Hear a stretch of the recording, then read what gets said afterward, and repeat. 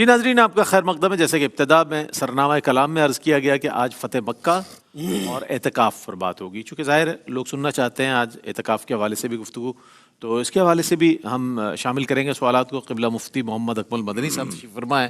حضرت اعتکاف کے لغوی و شرعی جو مفہوم ہے اس پر کلام فرمائیے، اور اقسام کے حوالے سے اس کی کچھ ارشاد فرمائیے۔ بسم اللہ الرحمن الرحیم۔ اعتکاف کا لغوی معنی ہوتا ہے ٹھہرنا۔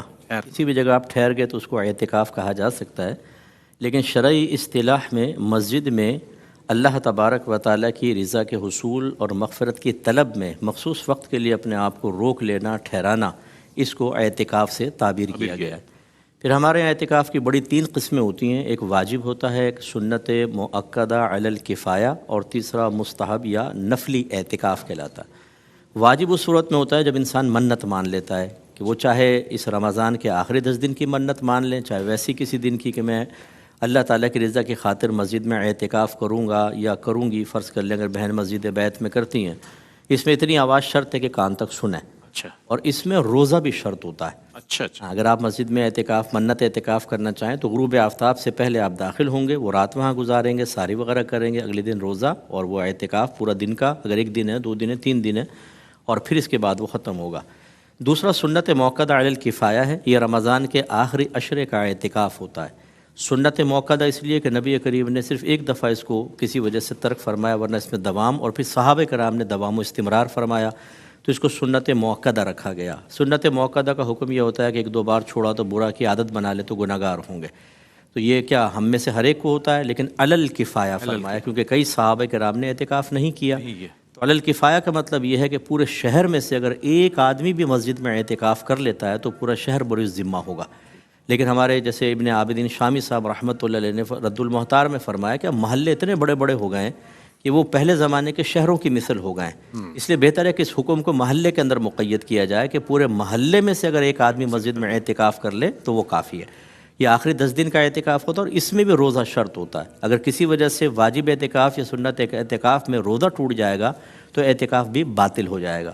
تیسرا ہوتا ہے نفلی یا مستحب۔ یہ کبھی بھی آپ مسجد میں داخل و نیت کر لیں کہ اللہ تعالیٰ میں اعتکاف سے ہوں، ہم معتکف ہو جائیں گے، اور اس میں روزہ شرط نہیں ہوتا۔ آپ چاہے 5 منٹ کا اعتکاف کریں، جب ہم یہ نیت کر لیتے ہیں مسجد میں داخل ہوتے ہیں تو نفلی اعتکاف کا ایک بونس یا اوور ٹائم سمجھ لیں، ہم ایک ثواب ملنا شروع ہو جاتا ہے۔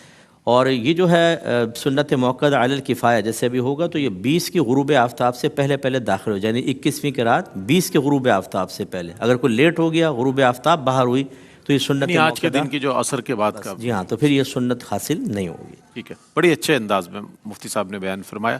اچھا، اب ہم یہ بھی جاننا چاہیں گے کہ اعتکاف کے فضائل و ثمرات کیا کیا ہیں؟ علامہ لیاقت حسین اظہری صاحب اس پر کچھ کلام فرمائیں۔ بسم اللہ الرحمن الرحیم۔ رئیس بھائی، اعتکاف ایک قدیم عبادت ہے، جیسے روزہ ایک قدیم عبادت ہے، حج ایک قدیم عبادت ہے، اسی طرح اعتکاف بھی ایک قدیم عبادت ہے۔ اللہ تبارک و تعالیٰ نے حضرت ابراہیم و اسماعیل علیہ السلام سے فرمایا طاہر بیتی للطائفین والعاکفین والرکع السجود، کہ آپ اللہ کے گھر کو پاک کیجئے رکوع کرنے والوں کے لیے، سجود کرنے والوں کے لیے، اور اعتکاف کرنے والوں کے لیے۔ اس سے یہ پتہ چلا کہ یہ ایک قدیم عبادت ہے جو گزشتہ اقوام کے اندر بھی تھی۔ پھر آقا دو جہاں صلی اللہ علیہ وسلم جب حضور صلی اللہ علیہ وسلم ایک مکمل دین لے کر آئے، رمضان ایک مکمل جو ہے ایک مہینے کی صورت کے اندر قرآن مکمل ہوا، تو حضور صلی اللہ علیہ وسلم نے اعتکاف شروع فرمایا۔ اس کے سب سے بڑے ثمرات اور سب سے بڑی برکت جو خود اللہ کے نبی صلی اللہ علیہ وسلم نے بیان فرمایا کہ لیلۃ القدر کو رمضان المبارک کے آخری عشرے کی طاق راتوں میں تلاش کرو، اور شریف کی حدیث پاک التمسوا لیلۃ القدر فی عشر الاواخر من الوتر فی رمضان، فرمایا کہ آخری تو ایک لیلۃ القدر کو پانے کا ایک سب سے بڑا جو سنہری موقع ہوتا ہے وہ یہ ہوتا ہے کہ انسان بالکل جو ہے اعتکاف کے اندر بیٹھ گیا، پھر اس کے بعد انسان جب دنیا سے کٹ کے، ویسے تو روزے دار جو ہے وہ تجارت بھی کر رہا ہوتا ہے تو حلال تجارت اس کا بھی اجر مل رہا ہوتا ہے، دوسرے معاملات میں بھی ہوتا ہے روزے کی حالت میں، لیکن اعتکاف کے اندر آ کے بالکل انسان گویا کہ سخی کے دربار میں آ کر بیٹھ جاتا ہے۔ اللہ اکبر۔ بستر لگا ہے تیری گلی میں کہ مالک و مولا میں یہاں سے نہیں اٹھوں گا جب تک تیری بارگاہ سے مجھے بخشش و مغفرت نہیں ملے گی۔ اور سب سے بڑا انعام جو ہے رئیس بھائی وہ اس آخری عشرے کا اور لیلۃ القدر کا، ام المومنین سیدہ عائشہ رضی اللہ تعالی پوچھا یا رسول اللہ میں پالوں تو کیا کہوں؟ فرمایا اللہم انک عفو تحب العفو فاعف عنی. تو یہ بخشش و مغفرت کا جو انعام ہے، ثمرہ ہے، یہ تبھی مل سکتا ہے کہ انسان لیلۃ القدر کو پا لیتا ہے، انسان اس مبارک عشرے کا اعتکاف کرتا ہے. تو اللہ کے نبی صلی اللہ علیہ وسلم نے خود اعتکاف کیا، اور اس کے بعد امہات المومنین نے اعتکاف کیا، اور یہ امت کے اندر تسلسل سے چلا آ رہا ہے. اس کے اندر بیٹھنے کا ایک یہ ہوتا ہے کہ انسان زیادہ سے زیادہ عبادات کے اندر اپنا وقت گزارتا ہے. پہلے بھی گزار رہا تھا رمضان کے اندر. اللہ کے نبی صلی اللہ علیہ وسلم تو سال بھر، پھر رمضان جب آتا تو حضور صلی اللہ علیہ وسلم جو ہے ریح المرسل، جیسے تیز ہوا ہوتی ہے اس کی طرح حضور نیکی کی طرف بڑھتے. لیکن جب آخری عشرہ آتا تو کمر بستہ ہو جاتا اللہ، اور زیادہ سے زیادہ. تو یہ انسان زیادہ سے زیادہ صبر حاصل کرتا ہے، دعائیں کرتا ہے، قرآن کی تلاوت کرتا ہے، اور زیادہ سے زیادہ قیام کرتا ہے. کہ اللہ کے نبی صلی اللہ علیہ وسلم نے فرمایا من قام فی رمضان ومن قام فی لیلۃ القدر غفر له ما تقدم من ذنبه. دو حدیثیں. فرمایا کہ جو قیام کرتا ہے لیلۃ القدر میں اس رمضان کے اندر، رب تبارک و تعالیٰ اس کی بخشش و مغفرت فرما دیتا ہے. تو یہ قیام، تلاوت قرآن، یہ دعا، یہ ساری چیزیں تب ملتی ہیں کہ جب انسان اعتکاف کر کے بیٹھ جاتا ہے اللہ تبارک و تعالیٰ کی بارگاہ کے اندر. مفتی صاحب نے جیسے اقسام بیان فرمائے، اس کے اندر میں یہ کہوں گا ہمارے بچپن کے زمانے کے اندر یہ رئیس بھائی آپ کے شاہ فیصل کالونی میں گرین ٹاؤن میں ہم رہتے تھے. بچپن ہمارا تو تلاش کر رہے ہوتے تھے کہ یار کوئی بابا مل جائے، اس کو کپڑا پہنا کے مسجد کے اندر ادھر ایک کپڑا پہنا کے تو ایک چادر ڈال کے تو اس کو بٹھا ڈالے. اچھا پھر ایک زمانہ آیا کہ ایک بڑا اچھا ایک ماحول بنا کہ چلو نیو جنریشن یوتھ جو ہے وہ آنا شروع ہو گئی. لیکن اب اس سے بڑھ کر جو ہے یہ ایک رسم بنتا جا رہا ہے. وہ برکات، وہ رحمتیں، وہ چیزیں، یعنی ایسا لگتا ہے کہ ایک تو سب سے بڑا عذاب تو ماؤں کے اوپر آ جاتا ہے. جی بالکل. بچے اعتکاف بیٹھتے ہیں، ایسا لگتا ہے کہ اعتکاف کرنے نہیں جا رہے، پہلوانی کرنے جا رہے ہیں. کہ اماں میرے دوست بھی ہوں گے، افطاری کے اندر یہ سب کچھ بھیج دینا.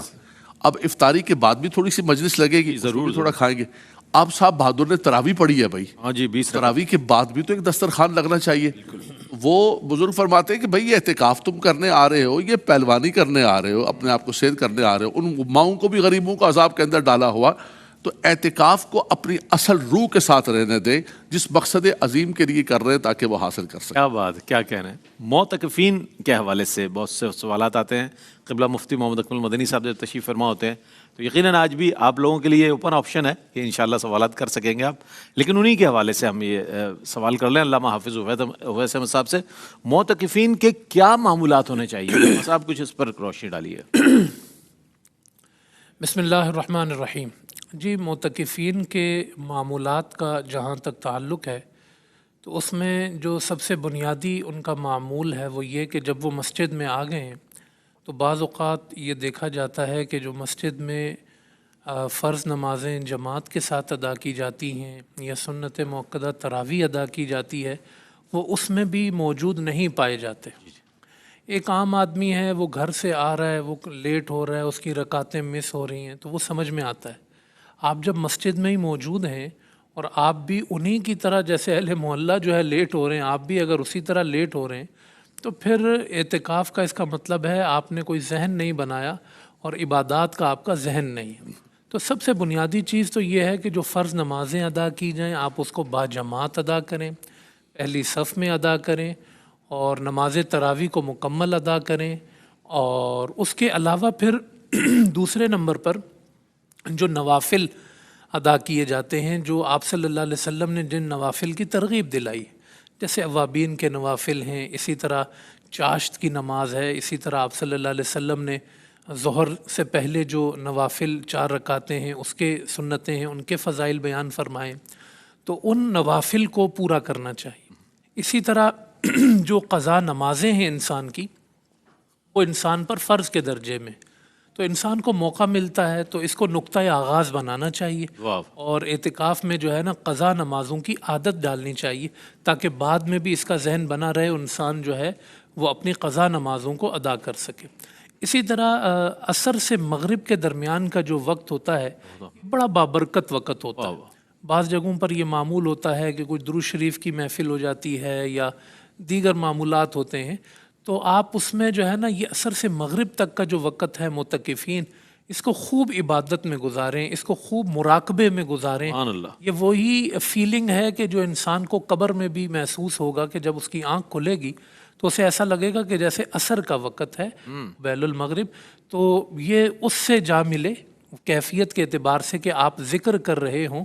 تو قبر میں بھی بزرگان دین کہتے ہیں کہ جب آنکھ کھلے تو آپ کی زبان سے ذکر جاری ہو. یہ عصر کے بعد کا وقت آ گیا. سبحان اللہ. تو یہ عصر کے بعد کا وقت جو ہے وہ اس میں جو ہے نا وہ بسر کیا جائے. اس طرح اس کے ساتھ ساتھ جو ہے علامہ صاحب نے جیسے روح اعتکاف کی بات کی ہے، تو ہمارے ہاں جو ہے وہ بہت ساری چیزوں میں غلو کر دیا جاتا ہے. جیسے اجتماعی اعتکاف کے نام پر چیزیں جو ہے نا وہ داخل ہو جاتی ہیں. تو اعتکاف کی جو روح ہے نا وہ تعلق مع اللہ ہے، تعلق باللہ ہے. آپ کو کچھ لمحہ آپ گھر والوں کو بھی چھوڑ آئے، یعنی جو آپ کی ایک مجلس کے اندر رہنا ہے آپ ان کو بھی چھوڑ آئے. خلوت سے خلوت میں آ گیا. خلوت میں آ گیا. تو اب آپ کو اگر یہاں جس جلوت کو چھوڑ کے آپ خلوت میں آئے ہیں تو وہ جلوتوں کی جلوتوں میں اگر آپ چلے جائیں تو پھر اس کی حقیقی روح تک آپ نہیں پہنچ سکتے. تو اس لیے جو اس کے منتظمین ہوتے ہیں، انتظامات کرنے والے ہوتے ہیں، ان سے بھی گزارش ہے کہ وہ بالکل جو ہے وہ اس کو اس طرح کا ماحول نہ دیں کہ اس میں انفرادیت ختم ہو جائے. اجتماعیت آپ کچھ کرنا چاہتے ہیں تو کریں، انفرادیت کو ضرور برقرار رکھیں. ان کو مراقبے کا تصور دیں، کچھ اکیلا وقت گزارنا، اللہ سے تعلق جوڑنا. اور بعض اوقات تو جو مسجد کا مائک ہاتھ میں آ جاتا ہے ان لوگوں کے، وہ مسجد کے مائک پہ بیٹھ کے وہ ہر وقت اس میں کوئی بندہ نہ باہر سے آ کے عبادت کر سکتا ہے نہ معتکف کوئی اپنی عبادت کر سکتا ہے. یہ بڑی آپ نے اچھی نشاندہی کی ہے. واہ واہ. آپ مائک کا جو استعمال کر رہے ہیں، اگر آپ کو بہت شوق ہے تو آپ جو ہے وہ رمضان کے بعد وہ شوق پورا کریں. پھر آئیں گے نہیں. ہاں، اعتکاف کے 10 دنوں میں جو ہے نا وہ آپ کو 1 گھنٹہ کر لیں مائک کا، اس پر آپ کو تقریر زیادہ کرنی ہے. آپ آدھا گھنٹہ آپ کے اس 1 گھنٹے پر بھی اعتراض ہو سکتا ہے بعض لوگوں کو. جی آدھا گھنٹہ آپ لے لیں، جتنا مطلب ماحول کے مطابق ہو آپ اتنا جو ہے وہ آپ کر لیں. یہ نہیں کہ آپ نے جو ہے وہ مغرب کے بعد جی عشاء کے بعد تراویح ہوئی، کھانا کھایا، جی اب آپ آ جائیں، پھر آپ نے اس میں نعت خوانی شروع کر دی، پھر آپ نے اس میں بیان شروع کر دیا، پھر آپ نے کہا کہ جاؤ اب سحری کا وقت ہو گیا جی، سحری آ گئی. پوری رات گزر گئی، ایک بندے کو تھوڑا سا بھی اپنا مراقبے کا ٹائم نہیں ملا. ان چیزوں پر اعتراض نہیں ہے، میں روح اعتکاف پہ بات کر رہا ہوں. اس لیے ضرور یہ تربیت کریں کہ وہ اس میں اپنی انفرادیت کو برقرار رکھیں، تعلق مع اللہ کا جو ماحول ہے وہ قائم رکھیں. ایک مختصر سا وقفہ لے رہے ہیں، وقفے کے بعد لوٹیں گے انشاءاللہ. کنکلوژن کی طرف آئیں گے، ہمارے ساتھ رہیے گا چونکہ یہ موضوع جو ہے کنکلوڈ کیا جائے گا. ایک وقفے کے بعد ملتے ہیں. جی ناظرین، آپ کا خیر مقدم ہے اور اعتکاف پر ہم بات کر رہے ہیں. کنکلوژن کی طرف ہے.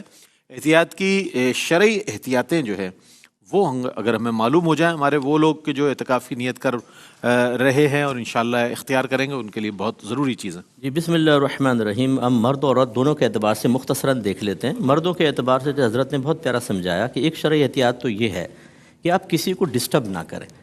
آپ اس انداز سے اپنی عبادت اختیار نہ کریں کہ دوسرا معتکف اگر یکسوئی حاصل کرنا چاہتا ہے، اپنے رب سے ہم کلام ہونا چاہتا ہے، تو آپ بیچ میں آ کے اس کا سارا مزہ ختم کر دیں، وہ کوفت کا شکار ہو جائے.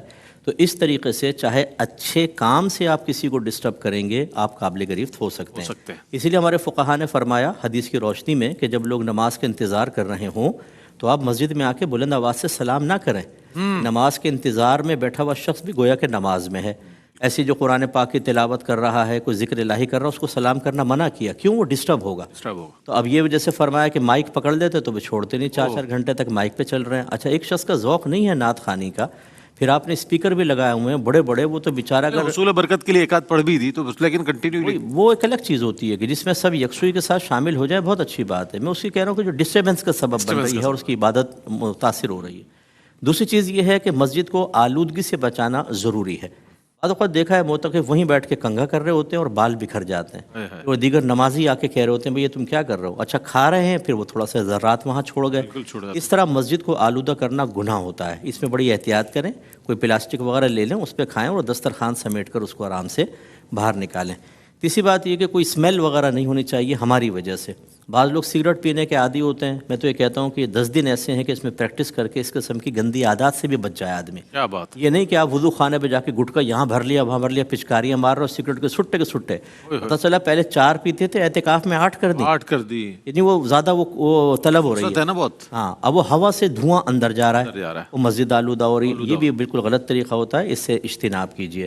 اسی طریقے سے جائے اعتکاف یہ اس میں جو فنائے مسجد ہے، مسجد ویسے تو ہماری تحقیق تو یہی ہے جو ہم اکابرین کی روشنی میں ہے کہ فنائے مسجد معتکف کے لیے مسجد کے ہی حکم میں ہے، لیکن مختلف یہ مسئلہ ہے، اعلیٰ حضرت نے بہرحال اس کو مسجد کے حکم میں رکھا ہے، لیکن بعض اوقات ایسا ہوتا ہے کہ اعتکاف کی روح تو یہ ہے کہ آپ مسجد کے اندر رہیں، اکثر حصہ مسجد کے برابر میں حجرے اس میں جا کے لیٹ رہے ہیں۔ فنائے مسجد پر بھی تھوڑا سا کلام فرما دیجیے چونکہ دیکھنے سننے والوں کی سمجھ میں آ جائے گا۔ ہاں، فنائے مسجد دیکھیں جو ایک احاطہ ہوتا ہے مسجد کا چار دیواری، اس میں دو حصے ہوتے ہیں، بعض تو ایسے جو سجدے کے لیے مخصوص ہوتے ہیں اس کو کہتے ہیں مسجد، مسجد کا مطلب ہی سجدہ گاہ ہے، اور بعض ایسے ہوتے ہیں جو سجدے کے لیے نہیں ہوتے، مسجد کی دیگر ضروریات کے لیے ہوتے ہیں، وہ کہلاتی ہیں فنائے مسجد۔ اس میں وضو خانہ، استنجا خانہ، جوتے رکھنے کی جگہ، اگر امام کا حجرہ بھی اسی کے اندر ہے تو وہ بھی فنائے مسجد کے اندر کہلائے گا۔ معتکف جو ہے ضرورتاً بلا ضرورت جا سکتا ہے، ہمارے نزدیک اعتکاف فاسد نہیں ہوگا، لیکن اس کا مطلب یہ نہیں ہے کہ آپ اکثر حصہ باہر گزارنا شروع کر دیں۔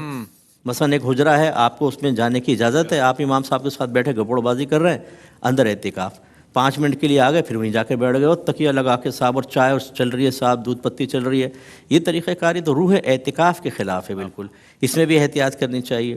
اسی طریقے سے اگر فرض کر لیں کہ آپ کو فنائے مسجد میں بھی جانا ہے تو اپنے وقت کو ضائع نہ کریں، یہ نہیں ہے کہ آپ وضو خانے پر بیٹھ گئے وضو کرنے کے لیے اور اب باتیں شروع کر دی ہیں، کوئی بھی آ گیا باہر والا اندر، اچھا جیسے حضرت نے فرمایا تراویح چل رہی ہے، جماعت چل رہی ہے، یہاں ان کی میٹنگ چل رہی ہے جو بہت ہی امپورٹنٹ ہے، کیونکہ ایران اور فلاں اور یہ اور وہ سب ڈسکس ہو رہا ہے اس کے اندر، وہ کرتے چلے جا رہے ہیں، تو یہ بالکل غلط طریقہ کار ہوتا ہے، اس سے اجتناب کرنا چاہیے۔ اب آنے ذرا بہنوں کے اس میں ہمارے امام اعظم ابو حنیفہ رضی اللہ تعالیٰ عنہ کے نزدیک عورت مسجد، گھر کے اندر ایک مسجد مخصوص کرے گی، یعنی نماز کی جگہ، اور اس میں وہ اعتکاف کی نیت کریں گی جس کو مسجد باعث کہتے ہیں، اور یقیناً یہ کمرے کے اندر ایک جگہ ہے جیسے آپ نے مصلی بچھا لیا اس کے اندر، جس طریقے سے مرد کے لیے ایک مسجد ہے، ایک فنائے مسجد ہے، ایسے ہی عورت کے لیے جہاں وہ مصلی ہے اس کا، وہ گویا کہ ایک مسجد بیت ہے جو اس نے نماز کے لیے جگہ مخصوص کی، اور پورا کمرہ اس کے لیے فنائے مسجد کے حکم میں ہے، لہذا وہاں جا سکتی ہے، گھوم سکتی ہے۔ بعض بہنیں وہیں پہ سکڑی ہوئی پڑی ہوئی ہیں،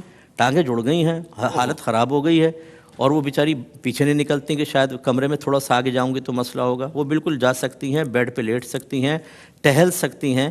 کوشش کریں کہ اٹیچ بات ہو تو بہت ہی اچھی بات ہے، اگر نہیں ہے تو صرف واش روم کے لیے جا سکتی ہیں، واپس آ سکتی ہیں۔ اگر وہ کمرے سے باہر بغیر ضرورت کے نکلیں گی تو ان کا اعتکاف فاسد ہوگا۔ اگر کوئی بنانے والا نہیں ہے، کھانا وغیرہ دینے والا، تو کھانا بنا سکتی ہیں، لیکن کھانا جائے اعتکاف میں ہوگا، اگر وہاں کھانا کھانے بیٹھ گئیں تو اعتکاف فاسد ہو جائے گا۔ اسی طرح ضروری چیزیں جو ہے اس کے لیے باہر نکل سکتی ہیں عورت، ورنہ وہ جائے اعتکاف کے اندر رہے۔ کچھ یہ شرعی چیزیں ہیں جن پہ توجہ کرنی چاہیے، باقی انشاءاللہ ہم کوسچن آنسر سیشن میں مزید ڈسکس کریں گے۔ بہت بنیادی چیزیں جو ہیں مفتی صاحب نے ارشاد فرمائی ہیں، اس کو تو آپ نوٹ کر لیں، وہ لوگ کہ جو اس مرتبہ اعتکاف اختیار کرنا چاہتے ہیں، اعتکاف میں بیٹھنا چاہتے ہیں، اور اس حوالے سے انشاءاللہ آپ کے لیے اوپن سیشن ہوگا سوالات کا، آپ کے اس سیگمنٹ کے بعد انشاءاللہ آپ کے سوالات کے حوالے سے، تو انشاءاللہ اس میں بھی آپ شامل ہو سکیں گے۔ علامہ صاحب، علامہ لیاقت حسین نظری صاحب، آج چونکہ بڑے تاریخی یعنی فتح مکہ کے حوالے سے بات ہوئی، اعتکاف کے حوالے سے بات ہوئی، میں چاہوں گا پیغام دے دیجیے گا۔ دیکھیں، فتح مکہ کے حوالے سے تو میں ایک جملہ کہوں گا جس کا ذکر علامہ صاحب نے بہت خوبصورت انداز میں کیا۔ ایک تو آقا دو جہاں صلی اللہ علیہ وسلم کا عفو درگزر، حضور کی معافی، دوسرا حضور صلی اللہ علیہ وسلم نے فتح مکہ کے موقع پر بھی اور خطبہ حجۃ الوداع کے موقع پر بھی جتنی عصبیت جاہلیہ تھی اس کو اپنے قدموں تلے رون دیا۔ بے شک بڑے بڑے قریش کے خوبصورت مسلمان موجود تھے، لیکن اللہ کے نبی صلی اللہ علیہ وسلم نے فرمایا آئین بلال، میرا بلال کہاں ہے؟ میرا بلال فرمایا کہ اس مکہ مکرمہ کے اندر پیٹھوں پر کوڑے بلال نے کھائے ہیں، آج خانہ کعبہ کی چھت پر بھی کھڑے ہو کر بلال اللہ کی تکبیر۔ سبحان اللہ، سبحان اللہ۔ یہ ہم سب کے لیے، چونکہ ہوتا یہ ہے کہ جب بھی کوئی تحریک چلتی ہے، کوئی مومنٹ چلتی ہے، ایک وقت ایسا آتا ہے کہ جب کامیابی ملتی ہے تو وہ لوگ جنہوں نے قربانی دی تھی وہ کہیں نظر نہیں آتے، منزل انہیں ملی جو شریک سفر نہ تھے، وہ سب سے پہلے آپ کو نظر آئیں گے، سارے کے سارے شامل باجا بنے ہوئے۔ لیکن حضور علیہ السلام کے انقلاب نے یہ ثابت کیا کہ جنہوں نے قربانی دی ہے، فرمایا کہ وہ خانہ کعبہ کی چھت پر چڑھ کے اللہ تبارک و تعالیٰ کی تکبیر کو بلند کریں گے۔ اعتکاف کے حوالے سے رئیس بھائی بہت احتیاط کے ساتھ علماء کرام نے گفتگو کی ہے۔ آپ یقین کریے ہم نہ کسی کے مخالف ہیں اور نہ اتنے بڑے پلیٹ فارم پر بیٹھ کر بحمداللہ تعالیٰ 17-18 سال ہو گئے کہ ہم کسی کی مخالفت کرنا چاہتے ہیں، مخالفت برائے مخالفت، لیکن سوسائٹی کے اندر، معاشرے کے اندر جو چیزیں بگڑتی جا رہی ہیں اس کو آسان انداز سے ذکر کرنا. آج ریسنگ شروع ہو گئی ہے. بالکل بالکل. ہماری مسجد میں کتنے معتکف بیٹھے ہیں؟ میرے یہاں 100 بیٹھے ہیں. کوانٹٹی دیکھی جا رہی ہے, کوانٹٹی دیکھی جاتی ہے اور اس کو باقاعدہ طور پہ ہائی ہائی کیا جاتا ہے. اسلام نے یہ کام نہیں کیا ہے کہ جس کی مسجد کے اندر جو ہے وہ زیادہ بیٹھیں گے تو وہ مسجد اللہ کی بارگاہ میں مستجاب ہو جائے گی. صاحب ہو جائے گی. بھئی یہ مسجد سب سے زیادہ مقبول و منظور ہے, اس میں معتکف زیادہ بیٹھے ہوئے ہیں. ایسا کچھ بھی نہیں ہے. اصل چیز یہ ہے کہ جس مقصد کی, جیسے مصعب نے ذکر کیا کہ پہلے شہر کا حکم تھا, محلے کے اندر بھی ایک بندہ بھی آ گیا وہ کافی ہے. دوسرا سب سے بڑا جو اللہ کے نبی صلی اللہ علیہ وسلم نے فرمایا کہ ایک زمانہ ایسا آئے گا کہ لوگ مسجدوں میں بیٹھ کر باتیں کریں گے. فَلَيْسَ لِلَّهِ حَاجَةٌ, ان کو اللہ سے کوئی حاجت نہیں. اللہ. مسجد تو وَأَنَّ الْمَسَاجِدَ لِلَّهِ, اللہ کا گھر ہے, یہاں تو خالصتاً اللہ تبارک و تعالیٰ کی عبادت کے لیے تم آئے ہو. اگر یہاں بھی تم نے چوپال لگانی ہے اور یہاں بھی تم نے بیٹھک لگا کے اور گپے کرنی ہے تو یار کیوں آ کے اپنے نامہ اعمال میں گناہ لے کر جا رہے ہو؟ پتہ چلا 10 دن کے بعد جب نکلنے لگے گھر والے تو ہار لے کے کھڑے ہوں گے, ارے ہمارا لال اعتکاف کر کے آئے, آجا میرا بیٹا, میں قربان جاؤ میرے بچے کے. پتہ چلا کہ لال نیکیاں لینے کے بجائے گناہوں کا ٹوکرا سر پر اٹھا کے لے کر آئے. دیکھیں یہ درد دل کے ساتھ بات کر رہے ہیں, ہم کسی پہ تنقید نہیں کر رہے ہیں. تو بیٹا آپ اعتکاف کریں, لیکن اعتکاف اس نیت کے ساتھ کریں کہ میں جاؤں گا, اپنے آپ کو سوار کے واپس آؤں گا. اتنے بچے ہیں, بھائی کیا ہوا, آپ تبدیل کیسے ہوئے؟ بولے اللہ میں اعتکاف میں بیٹھا تھا, اللہ نے مجھے قبول و منظور فرما دیا, میں نکلا ہوں, میری زندگی تبدیل ہو گئی. اگر اس نیت سے آئیں تو سبحان اللہ کر کے جائیں, لیکن یہ نہ ہو کہ گناہ نامہ اعمال میں بھر کے جائیں. علامہ حافظ اویس احمد صاحب کیا پیغام دیجیے گا؟ جی بالکل, فتح مکہ اور اعتکاف 2 موضوعات پر ہم نے آج بات کی ہے, اور یقیناً فتح مکہ کا جو خلاصہ تھا وہ جیسے علامہ صاحب نے ذکر بھی کیا, فسبح بحمد ربک واستغفر پہ ختم ہوا, اور وہ محبت خدا کی ایک دعوت دیتا ہے, اور اللہ پاک کا ایک خوف, اللہ پاک کی ایک محبت, اللہ پاک کا ایک تعلق, اور یہ مشترکہ فائدہ ہے اعتکاف کے لیے بھی. ہمارے ہاں جو ہے وہ اب بہت ساری جگہوں پر اغراض و مقاصد بھی طے کیے جاتے ہیں کہ جی اعتکاف میں بیٹھیں تو اب جو ہے وہ آپ کو عمرے کے ٹکٹ ہوں گے اور یہ ہوگا اور فلاں ہوگا. میں یہ سمجھتا ہوں کہ جو روح ہے نا ان تمام چیزوں کی وہ ہے اخلاص, محبت, اللہ پاک تک پہنچنا ہے بندوں کو, اللہیت. اس لیے جو ہے نا وہ جتنے میرے بھائی اعتکاف میں بیٹھ رہے ہیں, بہنیں اعتکاف میں بیٹھ رہی ہیں, بس میرا مختصر سا پیغام یہ ہے کہ جب وہ اٹھیں تو خدا کو پالیں, خدا کا حصول, اللہ کو اللہ سے اس سے طلب کریں, اس کی رضا مانگیں, اپنے گناہوں کو بخشوائیں, اور زندگی میں ایک تبدیلی پیدا ہو. جب آپ ان 10 دنوں کے بعد اپنے گھر لوٹیں, جب آپ اپنے اعتکاف سے اٹھیں تو آپ کو محسوس ہو کہ وہ گناہ جو دل پر بوجھ بن گئے تھے وہ گناہ اب ختم ہو گئے ہیں, اور دل نور علی نور ہو گیا ہے, اور اگلے 11 مہینے آپ بتا سکیں لوگوں کو میں اعتکاف میں بیٹھا تھا تو میرے ساتھ یہ ہوا, میں اعتکاف میں بیٹھا تھا تو مجھے یہ تبدیلی ملی, میں اعتکاف میں بیٹھا تھا تو مجھے نماز کی توفیق مل گئی. یہ گول ہے, یہ مقصد ہے, یہ نوجوان ضرور طے کریں اور اس پر عمل کریں. بہت اچھی بات, بہت شکریہ ادا کروں گا آپ حضرات کی تشریف آوری کا. قبلہ مفتی محمد اکمل مدنی صاحب تشریف فرما رہیں گے اگلے سیگمنٹ میں بھی, چونکہ آپ کے سوالات کا سلسلہ ہے اور اعتکاف کے حوالے سے جو شرعی مسائل آپ پوچھنا چاہتے ہیں وہ ضرور اس کو شامل کیجیے گا.